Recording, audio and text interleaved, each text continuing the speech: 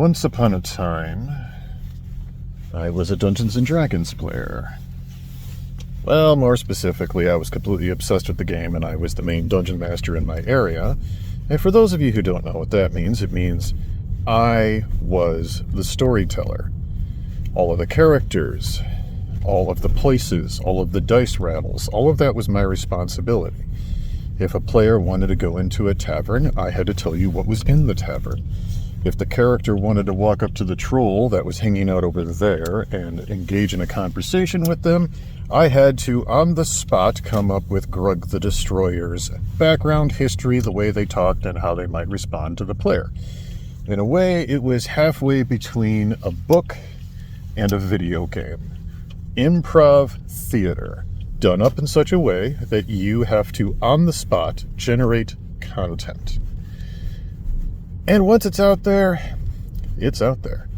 You were probably not going to be able to take it back unless you had a really understanding group that would allow you to do so. Now, I started doing that. I started playing Dungeons & Dragons at the age of 10 years old.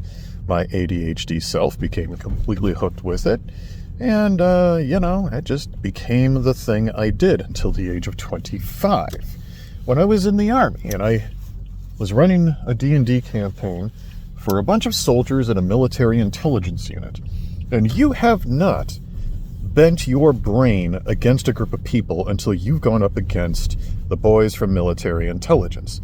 These guys were basically trained by the United States government to look at whatever you've put in front of them, take it apart, look at its pieces, and then crush it. I made a really hard campaign for these guys. And partway through the game, I stopped inventing ways for these guys to easily get out of situations.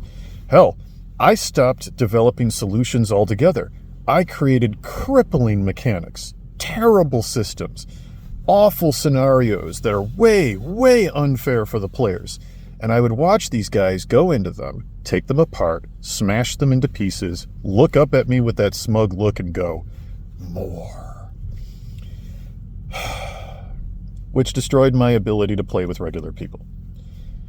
I got out of the Army, started a campaign for civilians, and found myself so unapologetically bored that I was unable to continue with the game.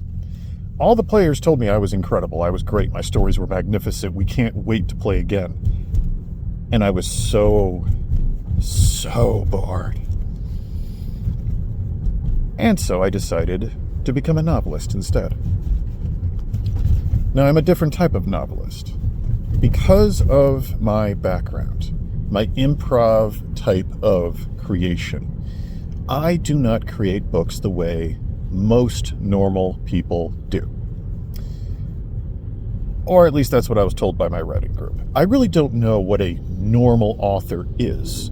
I don't know if there is a standard of writing when it comes to creation of novels and things like that, because every single human is different. And, by the way, if you happen to be a creative type of person, you're literally the chaos of the world.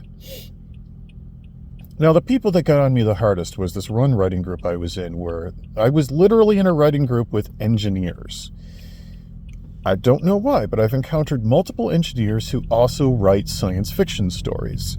They are so monumentally boring to me that it's really difficult for me to completely tell you how dry and by the numbers and devoid of life these stories are. But they are very prolific. And the engineer will kick your hiney when it comes to a book competition, or how many books they've put out, or how many stories they've told.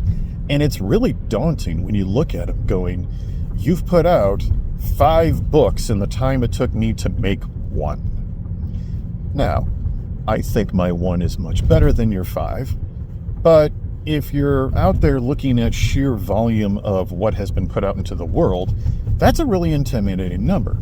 So I tried to grab a hold of their tactic, their strategy. I left behind my make a D&D campaign and write it all in my head while sitting down at the keyboard and writing as fast as I can as the scenes appear in front of my face, hoping I can get into the zone, because that is the only way I am ever going to be able to write an interesting story. Nay, I decided I was going to do it the engineer's way. So what is the engineer's way? Spreadsheets. Spreadsheets, graphs, and outline, all of that stuff we learned to do in elementary school. I remember looking at one of the spreadsheets, one of the outlines of one of the engineers, and the level of detail in her spreadsheet. Before she wrote one word about the actual book itself, she had this entire thing planned. Chapter 1, this happens. Chapter 2, this happens. She had bullet points, people. Bullet points. She knew exactly how this book was going to work out. Which is probably why it was so boring. Because when you're simply moving from bullet point to bullet point to bullet point, I don't think you're able to live. But that's my opinion. And I'll give you more of my opinions later.